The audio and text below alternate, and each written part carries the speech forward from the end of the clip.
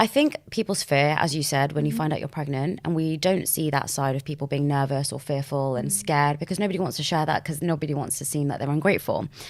But I think a lot of people are scared about being a parent. And if you're going to be a good parent, what's your advice around that? You have to ask yourself, what's a good parent? I am fully prepared that I'm going to F her up in a million ways, 100%. I know that she is going to have...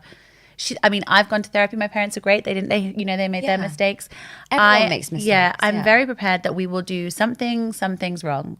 100%. The only thing I think you can do by being a good parent is actually just being open to being like, okay, I'm winging this. I don't know what I'm doing. We're learning this together. Because there isn't really a manual. There's books out there, but they're written by people saying they're a great parent. But what's to say that they're a great parent? So for me with Jax, if I'm having a meltdown day, if my emotions, I share all of my emotions. I don't hide them, because I realized very quickly that if things always look good, then how are they ever going to learn? So yeah, if I'm having a meltdown, I have sat on the stairs and I've cried, or if I've got angry at Jax, which happens, and I have to own my shit. I have to say like, yeah, I'm really angry today. I'm not handling this very well. And she will come and sit. Kids are great. She'll come and sit next to me and she'll go, it's okay, Mummy, we can talk this. And I'm like, yeah, we can talk this. So I'm really frustrated today. I'm really annoyed with doing this, or X, Y, Z, or I'm really upset today, or I'm really struggling being your mum today because my brain is just going to, and I'll be honest with her. And she's like, okay. And then the thing that's the most important is she sees, we turn it around. Yeah. Like, I would never show her me just screaming and crying, and then that's what it is all the time. But what she needs to see is that it becomes okay at the end. Yeah. And that it actually becomes okay because we chat and we have a cuddle and we talk it out. Like, I am not a perfect parent, and I am open with her. Like, we're learning with you, because I don't know. And so I think that is the best parent you can be, is one that's open to saying like, we're doing this together. I completely agree. I think when you're younger, you think your parents know everything and anything. They're superheroes. And I think what you've just identified as the most important factor to me in any relationship is just accept the personal responsibility. Yeah. Because sometimes you're not going to be the best version of yourself. Sometimes you are going to get angry. Sometimes you are going to flip. And it's natural to not be a perfect person, just how it's natural to not be a perfect adult or human. Oh, You're a parent. You suddenly have a kid. It's so funny, because I remember thinking things, but having a kid doesn't suddenly mean you know everything. Yeah. It's so weird. I actually feel like I had a kid, and I say it to my friends all the time, I don't think I'm qualified for this. Like, there should maybe be a course that we have to do. Yeah. I think, to just get signed off on some key things. Yeah. I'm very aware that, I also wish we all got signed like a therapist when we were born, like someone who's like stand-in ready. I think had I not gone through therapy for years, I don't think I would be handling being a parent in the way that I would be a totally different parent. But I just think that for her, like, so if I'm getting really angry, or if she's getting really angry, sometimes she'll be like, oh, like when me and Leon will have an argument, and we have had arguments in front of her, not like screaming awful ones, but I'll turn around and say, Mummy and Daddy are arguing. That doesn't mean we don't love each other, or like having an argument doesn't suddenly mean there's no love. Of course. And so if I'm shouting at you, Jax, or you're shouting at me, it doesn't mean you don't love me. We love each other. We've just got some big feelings going on. Like, the emotions don't change. The deep down, we love each other.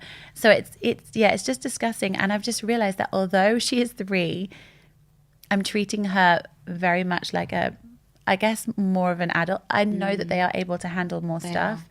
And the more we talk to them with proper language, the more they understand. Like, I get the cute, terms, but actually it becomes very confusing. Like, I have taught Jax all the correct names for her body parts, and she was saying vulva and vagina very much at the beginning of her life. And it was really funny, because I remember someone was like, this is disgusting. I can't believe a child says vagina. And I was like, what do you want her to say? Yeah, I know that this is, for some reason, it's the only part of any anatomy where we seem to label it a million different words.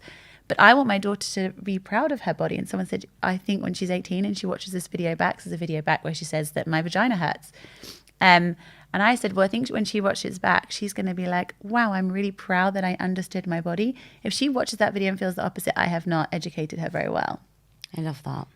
I love this. Owning and just, they handle stuff so much better. Even death. We've been talking to her about death recently, because I've never gone to a funeral. I'm 35, and death has very much been, I don't think intentionally hidden from me, but I've now found that death is so scary to me. It really terrifies me.